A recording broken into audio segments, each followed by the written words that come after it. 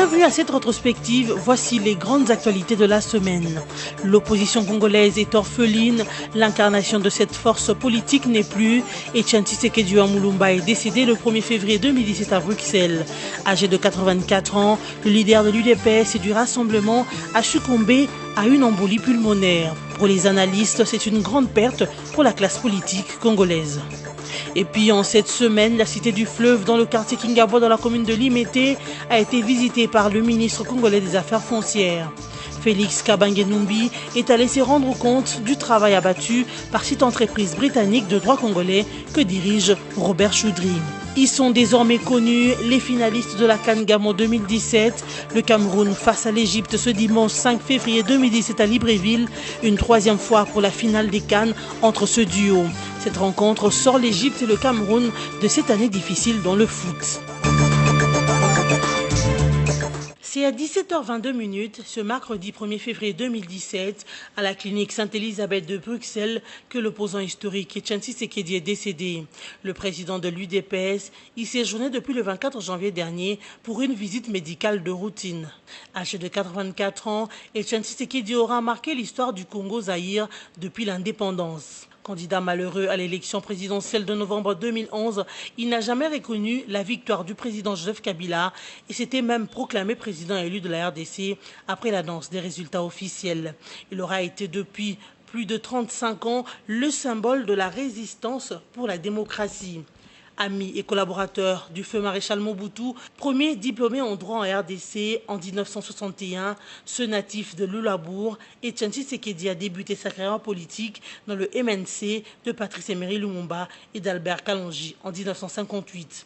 Il s'est retrouvé aux côtés du colonel Mobutu en 1960 comme commissaire adjoint à la justice du gouvernement du coup d'État sur le président Joseph Kasavubu. C'est à cette même époque que Patrice Emery Lumumba fut assassiné. Ministre de l'Intérieur et des Affaires coutumières, après le coup d'État de 1965, il a participé à la rédaction de la Constitution zaïroise de 1967 et du manifeste de la Nsele qui a créé le parti unique, le Mouvement populaire de la Révolution. Etienne Tshisekedi crée en février 1982 son parti, l'Union pour la démocratie et le progrès social UDPS, qui n'est reconnu que le 24 avril 1990. Etienne Tshisekedi Mulumba quitte la terre des hommes en qualité de président de l'Union pour la démocratie et le progrès social UDPS, président du Conseil des sages du Rassemblement, mais aussi président du Conseil national de suivi de l'accord et du processus électoral, fonction pour laquelle il n'a pas eu à exercer car le destin en a décidé autrement. La mort d'Etienne Tshisekedi depuis ce 1er février 2017 suscite tant de réactions de tristesse mais aussi de peur quant à l'avenir de son parti politique UDPS et de sa plateforme Rassemblement. Mais hélas, la mort reste le sort de tous. Pour le professeur Mbouinga, il est vraiment regrettable que celui qui a lutté pour la démocratie de la RDC depuis les années d'indépendance disparaisse en cette période de discussion directe. Le président, comme on l'appelle, Etienne Tshisekedi, je pense que c'était l'une des grandes figures, n'est-ce pas, politiques de ce pays depuis l'indépendance, n'est-ce pas, qui était encore en vie. Mais bon, la mort, c'est notre sort à nous tous, n'est-ce pas? 84 ans, il est décédé. Ça pose problème parce que justement, nous sommes dans un processus politique de négociation dans lequel il devait jouer un rôle important. Et donc maintenant, je ne dis pas qu'il faut repartir de zéro, mais son absence va se faire sentir énormément par rapport au processus actuel. Problème que nous avons, pas seulement à l'UDPS, mais presque par rapport à tous les partis politiques. Vous avez vu dans le temps, les MPR, même du vivant du maréchal Mobutu, dès qu'il a dit qu'il se retirait du parti, vous voyez que le parti finalement est pratiquement mort avec cette décision-là. Pourquoi? Parce que ce n'est pas toujours des institutions. Les partis, c'est essentiellement le fondateur ou le président. Et donc, j'ai peur, effectivement, déjà, avec les dissensions actuelles, il y a plusieurs ailes, plusieurs courants maintenant. Vous savez, il y a l'UDPS El Kibasa, il y a l'UDPS El Tshisekedi, si je peux parler ainsi. Mais même au sein de cette aile-là, il y a des dissensions. Vous avez encore également les autres fondateurs qui ne sont plus de l'UDPS ou qui continuent de contester le management de fait le président Etienne. Donc j'ai peur pour effectivement l'avenir de l'UDPS. Félix Kabange Numbi, actuel ministre aux Affaires foncières, regrette lui le décès d'un grand dans la politique congolaise. Cependant, il appelle les cadres de l'UDPS à se surpasser pour continuer la lutte pour la démocratie. Tshisekedi a été cet homme qui symbolisait un idéal, une idéologie, une école, une institution au sein de l'UDPS. Je reste convaincu que ce qu'il a donné comme leçon va être écouté par ses disciples, faute de quoi ils ne sauront pas être à la dimension de leur maître et ça risque d'être difficile à ce moment-là au parti de pouvoir transcender les intérêts personnels et être fragilisé par les intérêts actuels parce que vous le savez, le Premier ministre viendra du Rassemblement. Le président Etienne Tshisekedi avait déjà un nom. Est-ce que ce nom, il l'a partagé avec ses collaborateurs? S'il ne l'a pas fait, chacun risque de dire que c'est ce nom-là qui était dans sa poche, c'était lui. Et ça peut être l'élément majeur de la fragmentation de l'UDPS. Amis de jeunes, Félix Kabange Numbi les a appelés à plus de maîtrise, mais aussi de respect à la mémoire d'une icône. Il promet de rester toujours aux côtés de la jeunesse, que ce soit de l'UDPS ou d'autres obédiences. Quelques Congolais ont réagi à la disparition d'Etienne Tshisekedi. Pour Jean-Claude Katende, président de l'Association africaine des droits de l'homme, Azado, la République démocratique du Congo a perdu un homme de valeur et d'intégrité démocratique. Mais il a dit que son combat ne peut s'arrêter avec sa mort. Je voudrais profiter de l'opportunité qui m'est offerte pour présenter mes vives condoléances à la famille biologique du président Etienne Tshisekedi, mais aussi à toute la classe politique congolaise. Ce que je retiens de M. Etienne Tshisekedi, c'est sa constance dans son combat politique. C'est un homme de valeurs, un homme de conviction, surtout en ce qui concerne l'état de droit et de la démocratie. Et donc, j'ai eu en 2006 l'occasion de parler avec lui tête à tête pour échanger sur la situation de la République démocratique du Congo.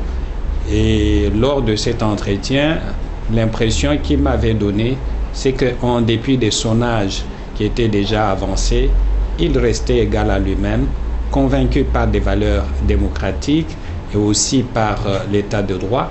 Et donc, nous perdons là un homme important pour la République démocratique du Congo.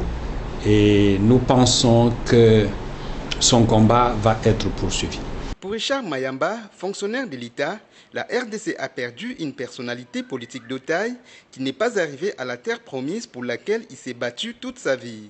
Il a par ailleurs invité les politiciens à penser plus au peuple qu'à leurs intérêts personnels. Nous perdons un politique comme Tshisekedi, une personne de taille, un opposant depuis les années 82. Jusqu'à sa mort.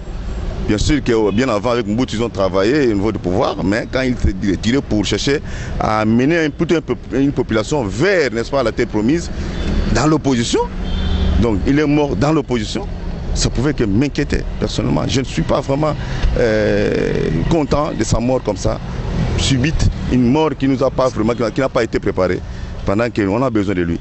Aux politiques, n'est-ce pas, que nous avons seulement un pays, qui est la République démocratique du Congo, à sauver. Père de la démocratie congolaise, la nation tout entière regrette cette perte. Mais la mort du leader Maximo ne veut pas dire la fin de son combat politique. Ses idéaux se poursuivront avec d'autres acteurs politiques. Etienne Tshisekedi, bon, c'est le père de la nation. C'est lui qui a fait beaucoup d'efforts pour que nous puissions au moins accéder à la démocratie. Il est vrai qu'il a combattu sérieusement pour que nous pouvons au moins accéder à ces processus démocratiques. Donc c'est regrettable aujourd'hui, on a perdu un monument un géant des géants africains, même au niveau international. C'est aussi à des moments pareils qu'un sursaut d'orgueil peut jaillir de chaque Congolais pour poursuivre la construction du pays. La mort ne doit pas alors décourager, mais au contraire, il doit encourager les combats de la démocratie idéale en RDC. L'Union pour la démocratie et le progrès social, UDPS, a appelé le jeudi 2 février au calme et à l'unité de tous ses membres durant cette période de deuil. Le secrétaire général de l'UDPS, Jean-Marc Kabound, a demandé aux forces de l'ordre de faire également preuve de retenue en cette période difficile pour la famille biologique et politique d'Étienne Tshisekedi. Jean-Marc Kabound a fait savoir que la lutte continue jusqu'à l'instauration effective de la démocratie et de l'état de droit en République démocratique du Congo, tel que souhaité par Étienne Tshisekedi. En attendant le programme des obsèques qui sera annoncé dans les jours qui viennent, j'appelle toutes les combattantes et tous les combattants de l'UDPS ainsi que le peuple congolais à observer une attitude de recueillement en mémoire du ministre disparu. En attendant le programme des obsèques, le secrétaire général de l'UDPS a invité les Congolais à observer une attitude de recueillement en mémoire de l'illustre disparu. Depuis l'annonce du décès du leader Maximo, mercredi et jeudi, des affrontements ont opposé les militants de l'UDPS aux policiers à Limité, empoignade qui a occasionné un mort et entraîné l'incendie des véhicules.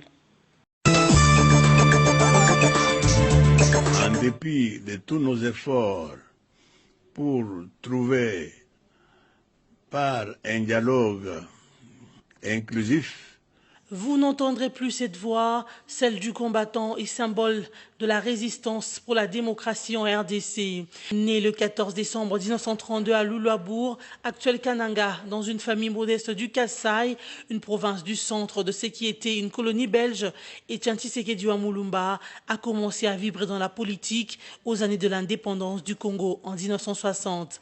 Il décroche son diplôme de droit en 1961 comme premier diplômé en droit au Congo. C'est dans le MNC de Patrice Emery Lumumba et Albert Kalonji en 1958, il est entré de plein pied dans la politique. Ami et collaborateur de Mobutu, Étienne Tshisekedi s'accommode bien dans le régime dictatorial qui le propulsera ministre de l'Intérieur dès 1965. Ambitieux, Tshisekedi Mulumba participe à la rédaction de la constitution de l'ex-Zaïre en 1965. Une constitution révisée 3 ans plus tard pour mettre en place le régime du parti unique, mouvement populaire de la Révolution. Très rapidement, en 1980, ces germes d'opposants se font sentir et il crée en février 1982 son parti, l'Union pour la démocratie et le progrès social, l'UDPS. Tshisekedi, le radical, fut traqué, arrêté, emprisonné par Mobutu pour ses dénonciations de violations de droits de l'homme. En 1991, se trouvant face à la crise politique et la colère du peuple, Mobutu nomme Tshisekedi Premier ministre.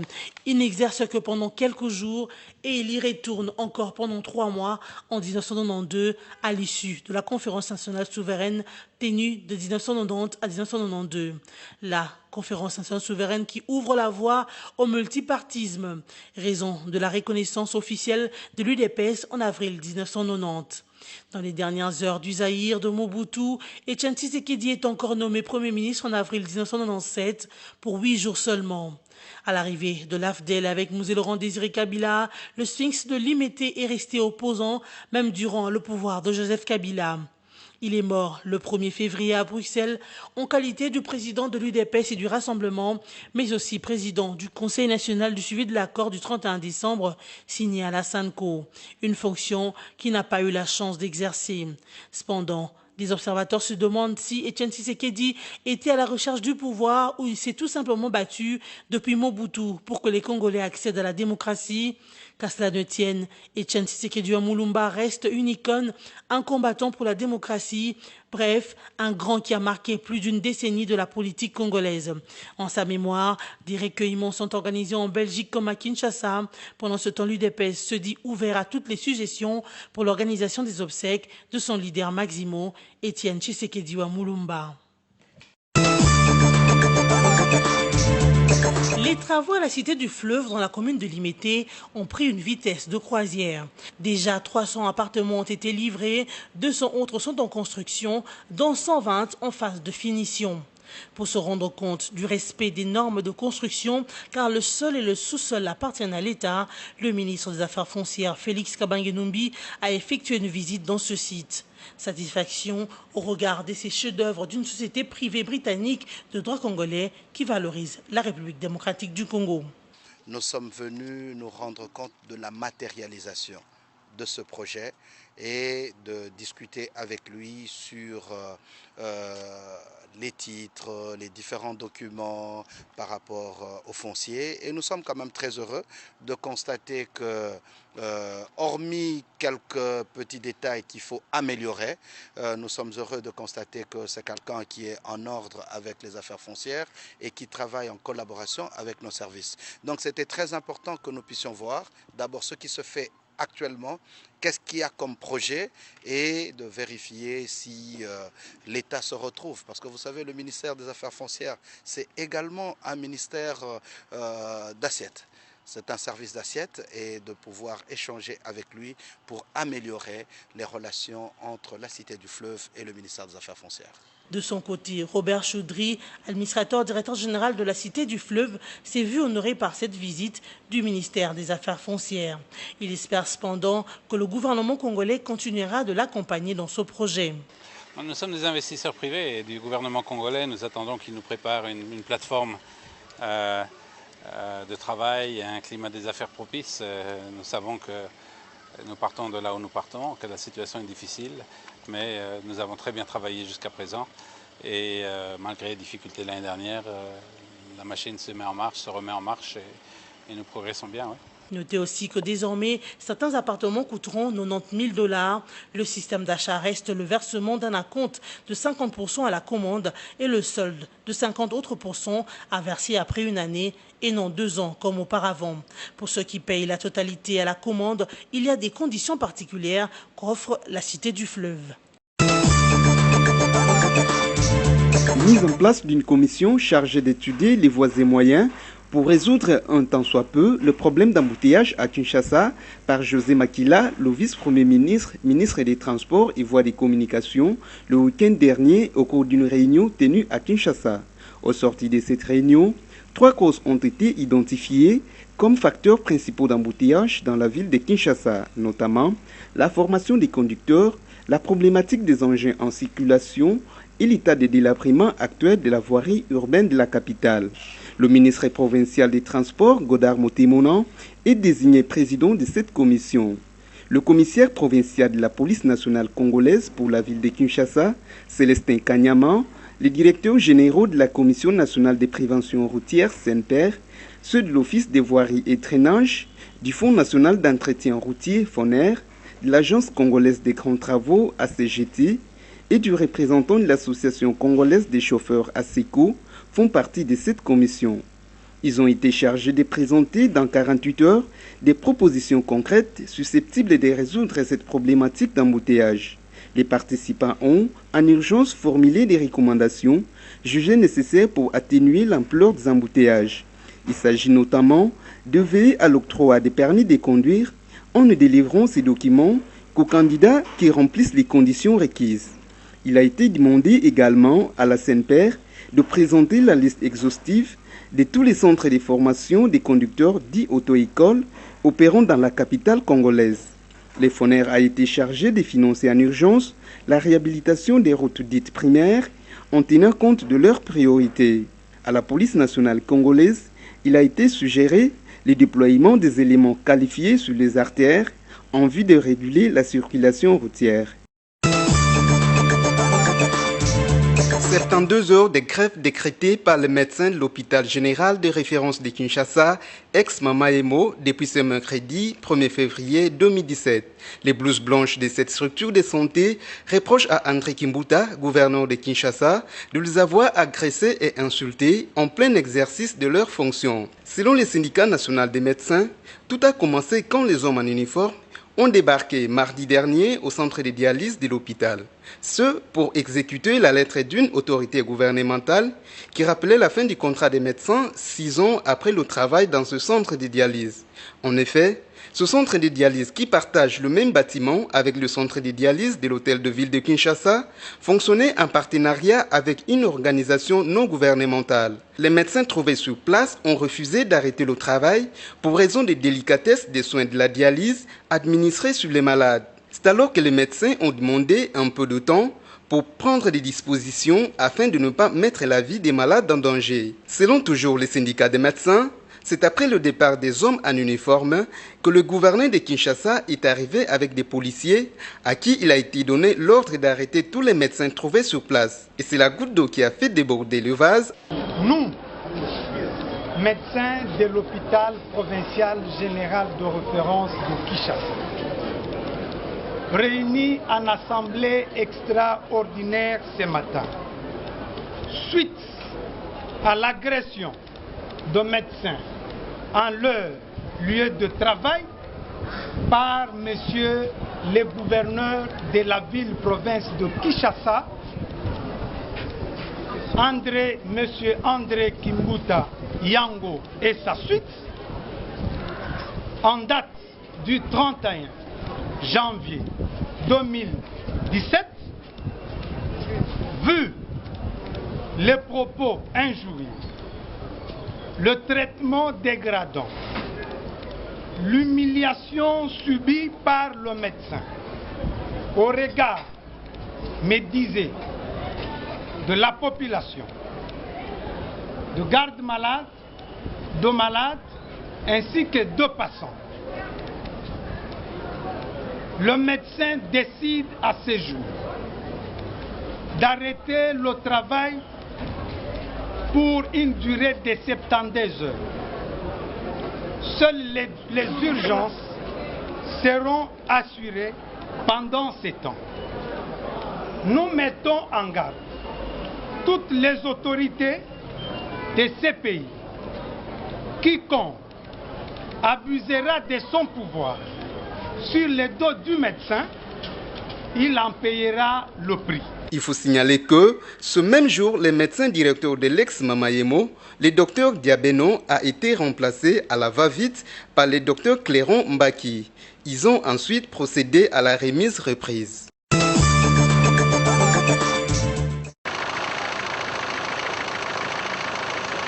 La modernisation des avenues Nzolani et Bypass est en marche. L'agence congolaise de grands travaux y exécute des travaux depuis peu. Long de plus ou moins 11 km, l'avenue Nzolani qui relie les quartiers Upen, Sangamamba à Malueka comporte des ouvrages importants tels que le pont Nzolani. Ce pont, qui a une longueur de 20 mètres sur 17 mètres de largeur, est en train d'être reconstruit avec le béton précontraint pour une durée de 100 ans de vie.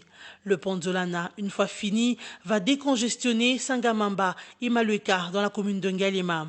Il sera donc le plus grand ouvrage de ce coin de Kinshasa après Lutendele.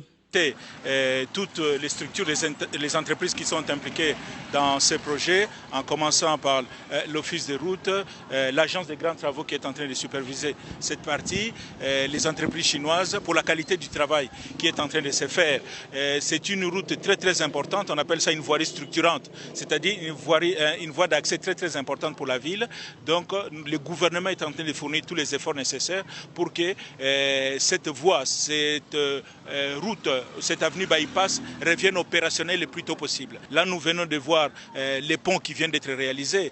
C'est une belle infrastructure qu'il faudrait prendre soin. Les gens qui continuent à jeter des immondices. Donc, la route, c'est une voie qui nous appartient à nous tous. Il faut en prendre soin. Au niveau du triangle de l'université de Kinshasa sur l'avenue Bypass, la CGT s'attelle d'abord aux travaux annexes. Ceux-ci prennent plus de temps que la réhabilitation de la chaussée proprement dite. Ces travaux annexes consistent notamment à la construction des caniveaux et à surélever le pont sur la rivière Kalamou afin de faciliter le passage de l'eau. Il y a lieu de noter qu'au cours de ces travaux, des cas d'expropriation sont prévus, une exigence de la lutte anti-érosif. Le directeur général de la CGT, Médard Ilunga, se dit réconforté par l'appropriation de ces travaux par les populations de Malueka et Bypass. Dans les vernissage du livre intitulé « Revue congolaise d'analyse des politiques et pratiques électorales » par le président de la Commission électorale nationale indépendante, Corneille Nangaa. La cérémonie a eu lieu le week-end dernier à la Maison des élections à Kinshasa. Écrit par un comité de rédaction et dirigé par Maître Sylvain Lumumbaya, cet ouvrage a été présenté par Jean-Louis Sambo, professeur de droit à l'Université de Kinshasa et juge à la Cour constitutionnelle. Composé de 4 grandes parties, dont la théorie, la pratique, la finalité des élections et les perspectives à venir, cet ouvrage est une chasse croisée entre la théorie et la pratique dans la mesure où elle se situe dans l'administration centrale des commissions électorales et de leur indépendance tant discutée en Afrique. Les élections ayant pour finalité la conquête du pouvoir, ce livre se veut pratique par rapport aux choix et modes électoraux qu'il faut mettre en place afin d'éviter les crises post-électorales. Un ouvrage qui permet désormais les débats électoraux en RDC, a dit Corneille Nangaa, président de la CENI. Quelle bonne nouvelle de vous avoir dans notre pays. Nous félicitons les auteurs dans la mesure où ces écrits permettront certainement d'approfondir les connaissances et compréhensions au niveau des débats publics et privés en République démocratique du Congo. De son côté, Maître Sylvain Lumumbaya, chef de travaux à l'Université de Kinshasa et directeur de l'ouvrage, a fait savoir qu'il était temps pour que les Congolais rédigent un livre en matière électorale pour s'appuyer, car la RDC étant devenue une terre de prédilection pour les experts étrangers en matière électorale. Ce sont des Congolais, essentiellement, des chercheurs des universités du Congo, qui écrivent, qui pensent, qui suivent et qui font des commentaires, qui font des critiques positivement pour justement contribuer à l'amélioration du processus électoral dans notre pays et éviter des crises multiformes qui marquent le processus électoral. Les élections sont à la fois un jeu et une opportunité dont la Revue congolaise d'analyse des politiques et pratiques électorales détient les enjeux. L'élite politique congolaise devrait ainsi s'en approprier pour une bonne mise en œuvre de la politique électorale.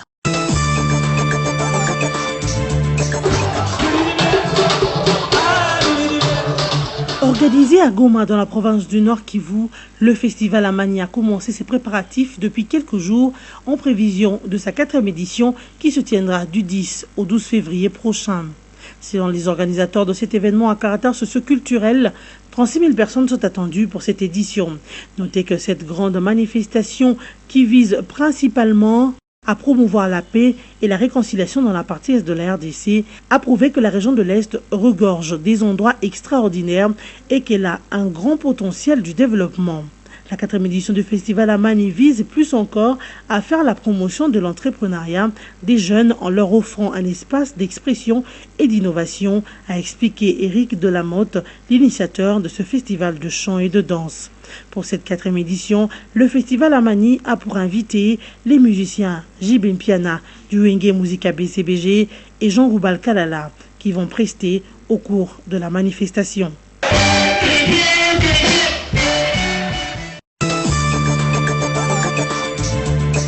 Le Maroc fait son retour au sein de l'Union africaine.